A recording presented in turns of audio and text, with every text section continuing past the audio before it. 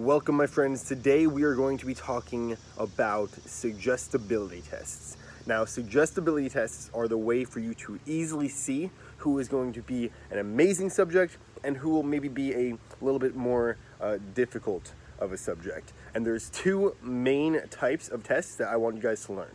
And these are the two tests that I learned, and I used these for about 2 years consistently without even changing things up because they work so well and they are so predictable for transitioning from the tests into the hypnosis. Now, as for the suggestibility tests, when you present them to people, you do not want to use the word test. In fact, I don't even say the name of it at all. I just say, hey, we're going to do something cool. Are you ready? And we lead right into it, right? So how to transition from the pre-talk to the suggestibility test. Let's say the pre-talk was, hey, I know this might sound weird, but in about 5 minutes, I'm going to snap my fingers and say the word tongue. And when I say the word tongue, your name, which is normally in the forefront of your mind, is going to transition, and it's now on the tip of your tongue. And the more you try and say your name, the further away it slips from your mind. Now, I know that sounds a little bit freaky, but is it okay if we start with something a little bit simpler first? That'll still be really cool. And when they say, yes, let's go for it, then I'll say, okay, put your hands straight out in front of you, clap your hands together, cross your fingers and thumbs, and hold it up like you're praying. Then put your two index fingers about 1 inch apart and focus on the gap in between your fingers. As you're focusing on the gap between your fingers, you can imagine there's a magnet on both of your fingers, and you can imagine that magnet starts to get closer and closer as it gets stronger and stronger and stronger until your fingers touch. And when they touch, they get even stronger still, until they're at the point where you can no longer pull your fingers apart. And then at that point, you ask them to try and pull your fingers apart. Say, no, you can try and pull your fingers apart. Notice they just get tighter still. And they shouldn't be able to pull their fingers apart. If they do, so that's okay. You can move on to the next test. But as for the little pieces that went into that, notice how in the beginning, I didn't just say, hey, put your hands together and put your fingers apart.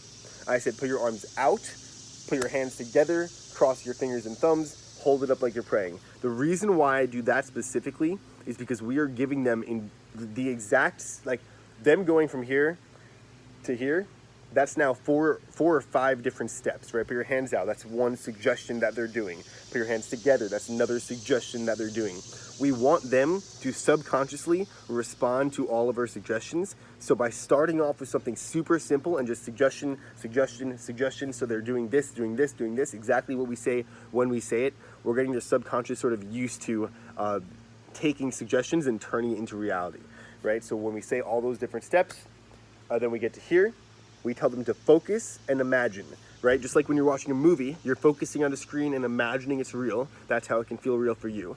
We want them to focus on the gap between their fingers and imagine there's really a magnet on both their fingers. And when their fingers touch, you reinforce it.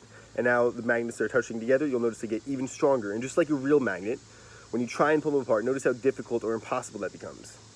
And they can try and pull their fingers apart. Give them a couple seconds of trying, and then you can tell them to relax. Now that is the magnetic fingers, which transitions very smoothly into bricks and balloons. So from there you can say, okay, drop your hands to your side. Are you a righty or a lefty?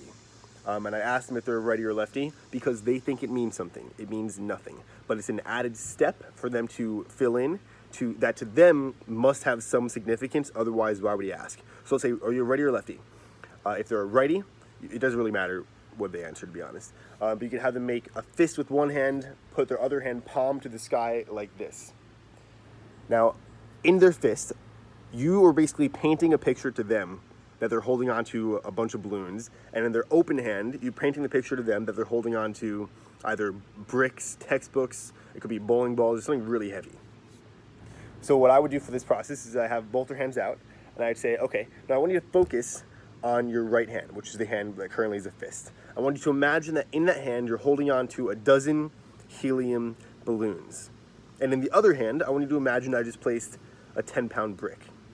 Now, every time I snap my fingers, I'm going to add another 12 helium balloons, letting the right hand get even lighter, starting to rise into the air. Right there's the suggestion that it'll rise into the air. And the left hand, the hands of the bricks, the textbooks, whatever it is, I want you to imagine that it's getting even heavier. Every time I snap my fingers, I add another brick to your hand. It gets even heavier. Then all you do is snap a few times and reinforce it. So as I'm snapping, I'll just say, 2 times lighter, letting those balloons rise up into the air even stronger, more powerfully now, letting the bricks get 2 times heavier as it starts to lower itself, getting harder to hold up, and just basically painting and reinforcing the experience. Because what's gonna happen is, as you're describing this, their hands are gonna slowly start to separate. It could be right here, it could be way up here, and that is your job to sort of gauge how strongly they experience the effect. You do not want someone to go like this. When you snap your fingers once, they go, because they're completely fucking with you. You want it to be a sort of smooth process, but ideally, the faster it goes, the stronger their mind is. Especially if when you snap, that's when they do a little jump. If every time you snap, they're doing a little jump, they're really experiencing the effects. And from there, you can go right in to the actual hypnotic experiences. Even though that second test, bricks and balloons, is a hypnotic experience in and of itself. So that's a cool little experience that you can lead into. After we do this, I usually have them close their eyes the entire time. And the reason I do this is I'll say, okay, close your eyes, put both your hands down in front of you. I'll have them make a fist and palm up, and their eyes will be closed. And then I'll go through the entire process, snapping my fingers, letting the bricks get heavier, letting the balloons get lighter. And as we're doing this, they don't necessarily realize that their arms are physically moving. They can realize that they're experiencing this sort of effect where their left hand for some reason feels heavier and their right hand feels lighter. Then at the end, I'll tell them to open their eyes and see how far apart their hands are. And they'll open their eyes and be amazed that their mind actually created the movement, because right there, you're proving to them that they weren't in control of doing this. You know, they imagined it, and their imagination actually took control of their reality, which is hypnosis, and created that effect for them. And from there, they're in tune. They know what you're going to say is going to work because they've seen it work before. So it's the perfect way to leeway into actual hypnotic effects. So from there, you can just say, okay, put your arms down to your side. Are you ready to experience real hypnosis? And you could just go right into it. And we're going to learn the actual hypnotic effects in the next video, diving deeper into the hypnotic staircase, then the specific steps that make up the staircase, so you can get out there and start doing some insane effects within probably the next couple of days. So thank you guys for joining me on this video talking about the suggestibility tests. I would recommend going through it again just to get a good understanding, and then practice in the mirror.